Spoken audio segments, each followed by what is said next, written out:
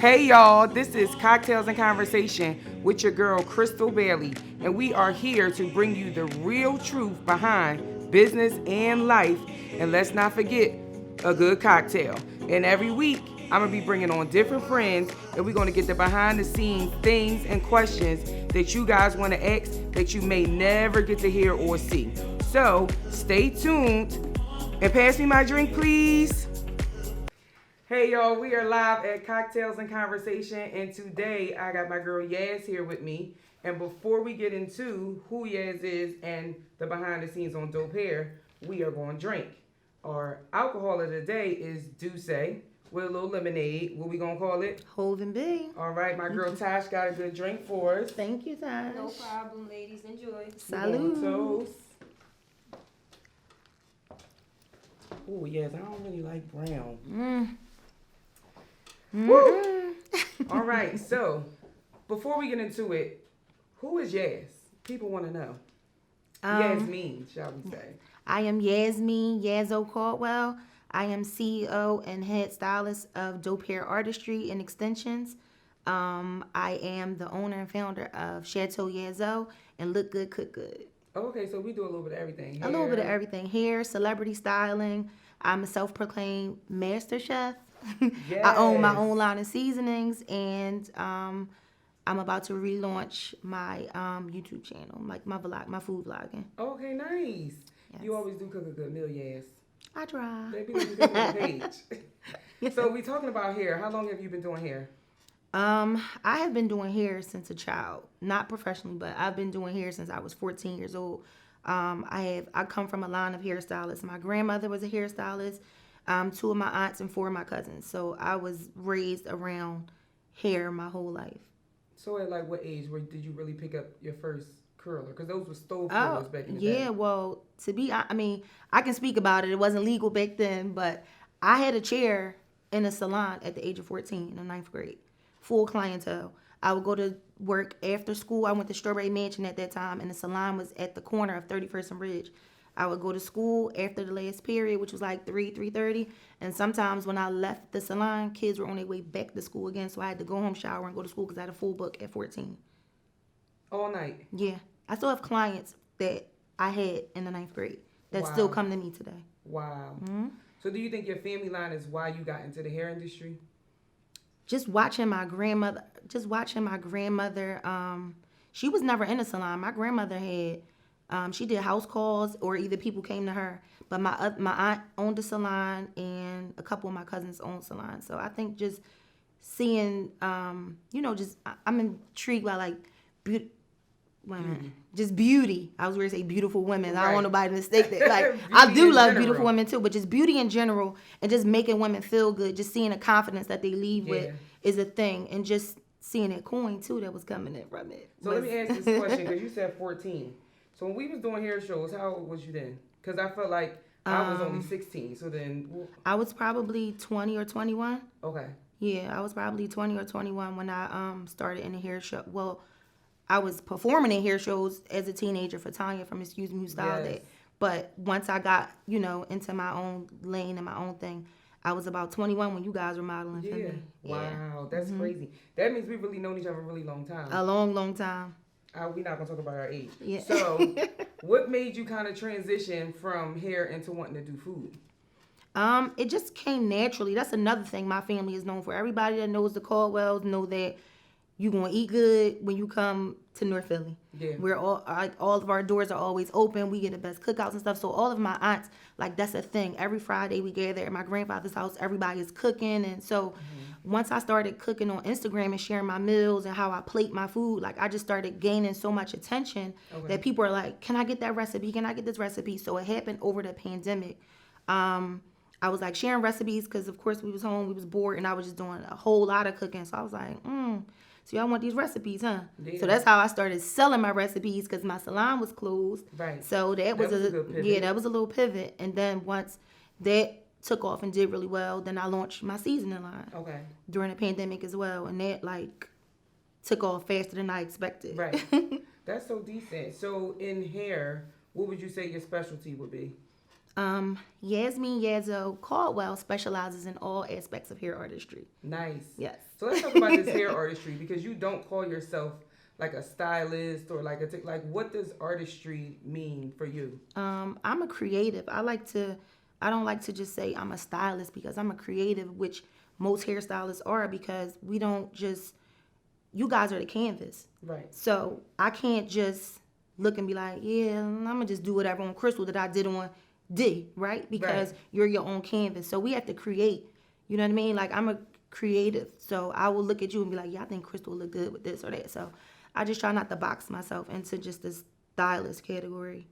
I like that idea because I think I think it allows you to have depth too to like what it is that you do.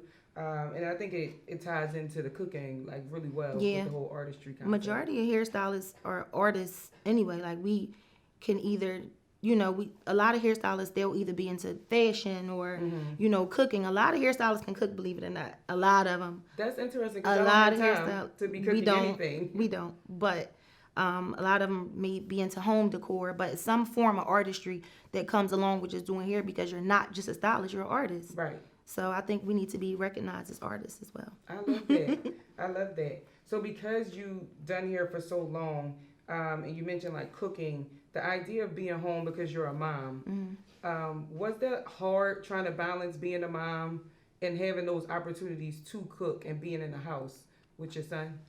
Yeah, everything. So I struggle with balance for a long time. Like, everything has to be balanced. Like, because I can cook, because I do hair, like, sometimes I was neglecting one or the other. I was never going to neglect my son. So it was like Right. the businesses would fall short some kind of way, because it's like, listen, I got to be home at a certain time. I can't take X amount of clients, because I was one of those moms. I'm standing on making sure that my son is in bed by a certain time. He's That's fed, dope whatever. that you say that because a lot of stylists pull all-nighters and they in the I'm not shop. that girl anymore. Yeah. I've done it in the past, but that was short lived. I'm not that girl. I get Right. in, I get my coin, and I get out. Yeah, and you need your own time too. Yeah. Like personal development, just the rest. Absolutely. 'Cause That's y'all on your that's feet. really, really important. And like, one of the things moving forward, like, that I would like to do is to teach stylists or up and coming stylists how you can make 6+ figures and still be home by dinner time. Right. There's a way. Like, I'm not getting in there.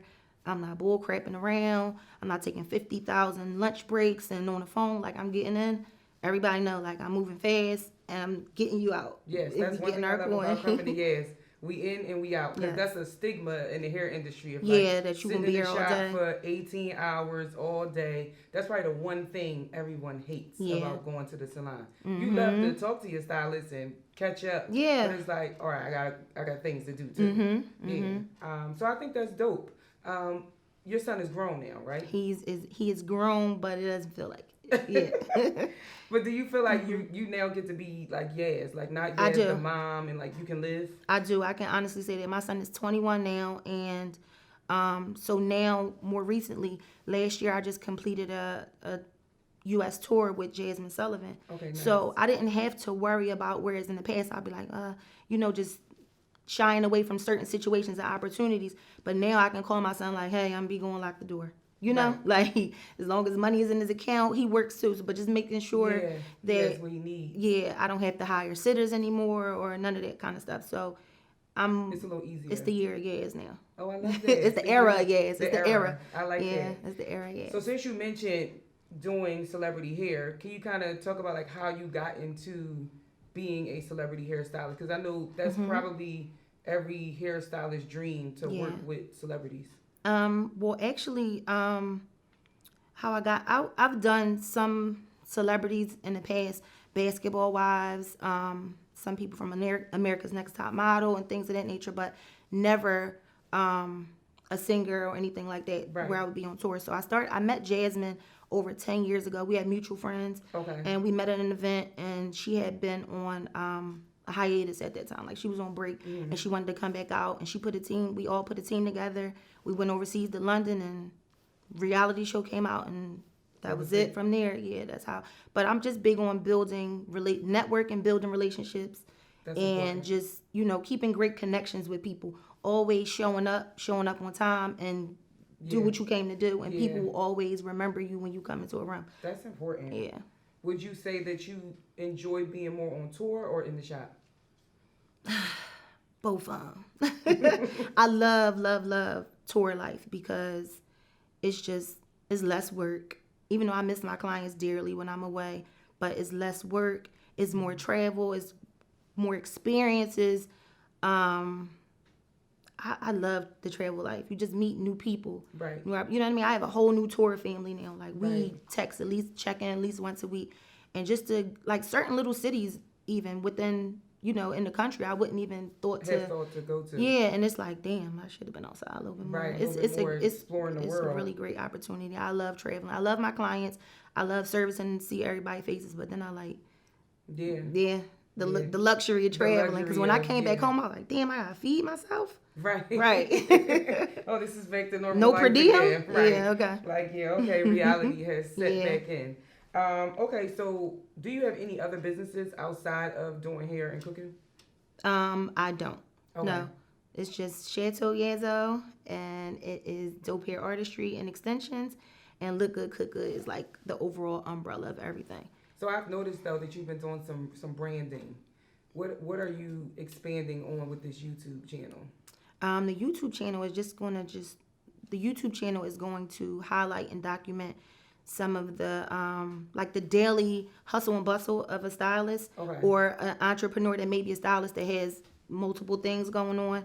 And then I'm also going to do cooking segments where I bring other entrepreneurs on and show them how to make quick and easy meals when you may be on the run so much and you don't have 4 hours of prep time, but just to make you a gourmet style meal in the half of the time. That's dope. We need stuff like that, just because we are on the go a lot and we don't really have the time to sit down in the kitchen and cut up peppers and prep. marinate this. Yeah, let it sit overnight. Like, none of that's really a thing when you're constantly on the move. Okay, so enough about hair and cooking. What's up? What does Yaz do when she's not doing those things? I'm trying to look like a girl because I'm trying to look like a girl. What do you look like when you're not? Because during like the week, we just stylists, we just there. We So try to look about a little that bit real cute. quick. I think it's the craziest thing in the world to me that hairstylists do hair to make everyone else's hair look flawless, and hairstylists be looking really crazy. I'm in a beanie 5 days out of the week. No, 4 days out of the week. Okay, you can catch me the other 3 looking like a girl. Okay, well, you look like one right now. A little, thank you, girl. So if you had to, what would be your favorite 3 things that you say you like to do when you're not at work? I like to travel. I like to be quiet. Like that's a That's thing important. for me. That's the thing. Like sometimes I just like to sit. I like to reflect. I like to just recharge. I just like to be quiet sometimes. That's I'll the sit in Pisces a in dark room. Yeah, I'll just sit in a dark room and just, Yeah. And okay, so what did I say? Travel. I like to be quiet, and I don't know. I like to luxuriate. Like take me to a spot. Like I like to treat myself. One thing we love that's is a good that's the new spot. thing in the era of Yaz. I treat myself like amazing. I think that's this important. time around, like amazing. I love that. Yeah. So I love that for you too. I just like little 'Cause spa I think the days dates and stuff like that are good. Because I always see you post you going to 4 Seasons and different things like that. I think that's important because sometimes we don't slow down enough. Yeah, I date the hell out of myself. Yeah. All 23, right? Yeah.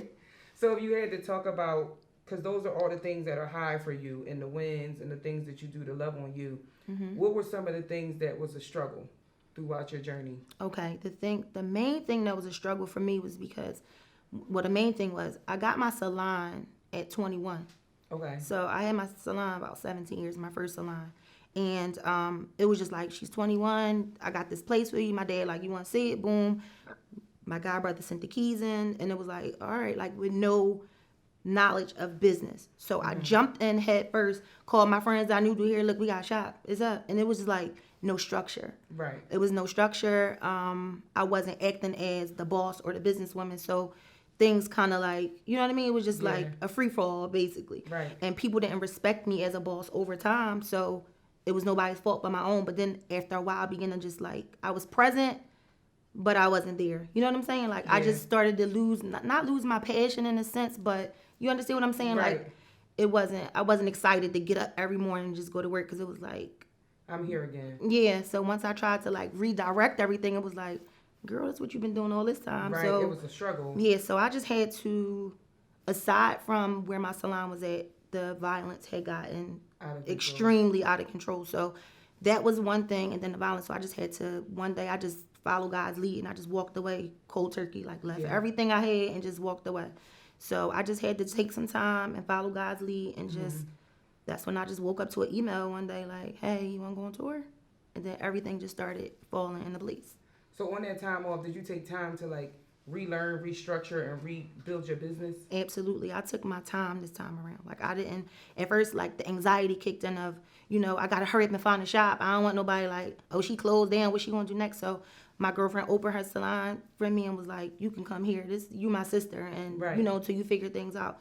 So I went there. I took my time. I just rebranded, did some more homework, just tried to get all my ducks in line as much as I could.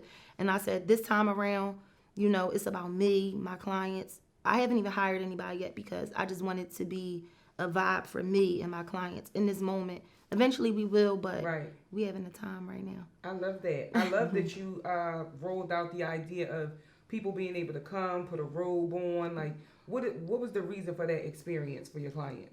Just that, what you said. I want everybody to have an experience when they come see me. Okay. Because again, we wear many hats as a stylist. So not only am I a stylist, I'm a therapist. I'm a big sis. So I want people to be comfortable in my element. So when you come see me, I have robes, I have slippers. We have a champagne bar. We might make signature cocktails that day, some hors d'oeuvres. But I want everybody to. And it might be sometimes where you might be there a little bit more than 2 hours, but the conversation and the vibe is just so, it's just a great vibe that you won't even notice that time went by a little bit. Look up and it's I have some people that be like, what y'all got? Can I just slide in? Some people might just want to come and be in our presence and our company sometimes because that was my ultimate goal, not only to make women look good, but to feel good as well. Right. And you're in a really good area too, so it's comfortable to kind of be down there, hang out, and have a good time. Yep. That's super good. So if we're talking about all these great things, what's kind of next for Yaz and what's next for Dope Hair if we had to put right here on the spot, like a timeline thing for you?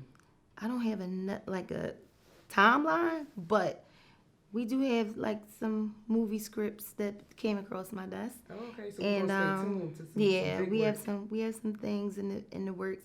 I have a new celebrity that I'm recently that I just started working with. Oh, nice.